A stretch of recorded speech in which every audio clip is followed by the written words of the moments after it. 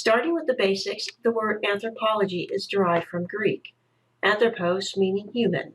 Logos generally means the study of. So literally, anthropology is the study of humanity. Many definitions have been offered for anthropology. Your textbook defines anthropology as the study of the full scope of human diversity and the application of that knowledge to help people of different backgrounds better understand one another. This is still quite broad. Human diversity comes in many forms, from family structures such as kinship to religion, from language to politics. Simply put, anthropology is the study of all people in all places in all times. First, we want to start with the background of anthropology as a discipline of study. Where did anthropology as a subject of study come from? Anthropology largely derived out of European colonial expansion. In the 18th and 19th centuries, transportation and communication technologies rapidly grew in sophistication. These technologies effectively shrunk the time required for travel and communication around the world. More rapid travel and communication brought Europeans into closer contact with the world's populations. These changes brought diverse cultures into contact with one another. Europeans no longer had to rely on reports of distant travelers. Increased contact with foreign cultures brought about increased interest in foreign cultures. This interest laid the basis for anthropology. Anthropologists also work with direct interest in their own societies. Franz Boas was one of the founders of anthropology in North America. On many occasions, Boas worked directly with the U.S. government. Immigrants from Europe often face prejudice and stigmatization upon arrival in the United States. Boas worked with the government to help educate the public about culture and biological variability. 60% of anthropologists today work in what is now called applied anthropology.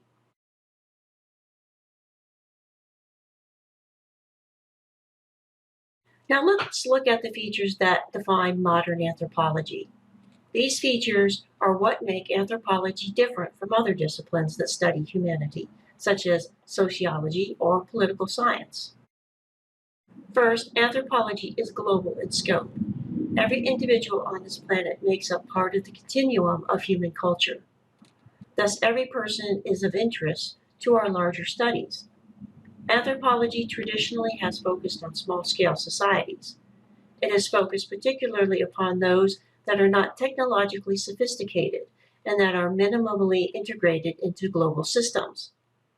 This is an outgrowth of European colonial history. Europeans were interested in studying people that were different from themselves. Today, anthropologists strive to focus on all types of cultures. In recent years, there's been an increasing emphasis on studying urban cultures. Cities are composed of an amazing diversity of distinct yet integrated cultural groups, and urban anthropology has been an increasingly productive field. Second, anthropologists start with people in their local communities. Anthropology has traditionally started with small scale and worked upwards. That is to say, anthropologists primarily focus on individuals, families, and local communities. This is in contrast to the top-down approach.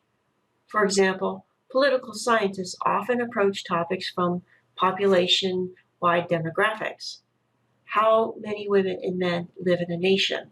Or how are ethnic groups distributed within a state? These can be important and productive approaches, but are traditionally not considered starting points for anthropology. Cultural anthropologists traditionally start their research with ethnographic fieldwork.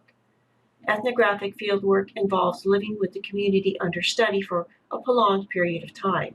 Shorter periods of time do not allow for an anthropologist to truly become involved within activities of day-to-day life. To learn a culture, one must be engaged in what is called participant observation. That means not simply watching people around you, but actually participating in their way of life. This bottom-up ethnographic approach is part of what makes cultural anthropology a unique field of study. Third, Anthropology has long been particularly interested in how people are organized by structures of power. Structures of power are pervasive throughout all cultures. To understand power, we cannot simply look at the top of the system of control. That is to say, we do not want to simply study societies and political leaders, but the many stages and types of power. For example, families and their interactions are included in anthropology's study of power structures. Beyond the family, cultures have numerous power structures throughout their economic, political, and religious systems.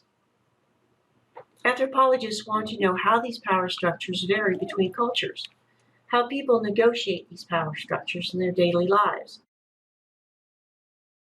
Fourth, and finally, anthropologists believe that all humans are connected. As we discussed at the beginning of this lecture, we are more closely connected than we think. People often think that anthropologists seek to study uncontacted tribes. Even today, there are cultures living in the Amazon rainforest that are classified as uncontacted. This term is misleading, however.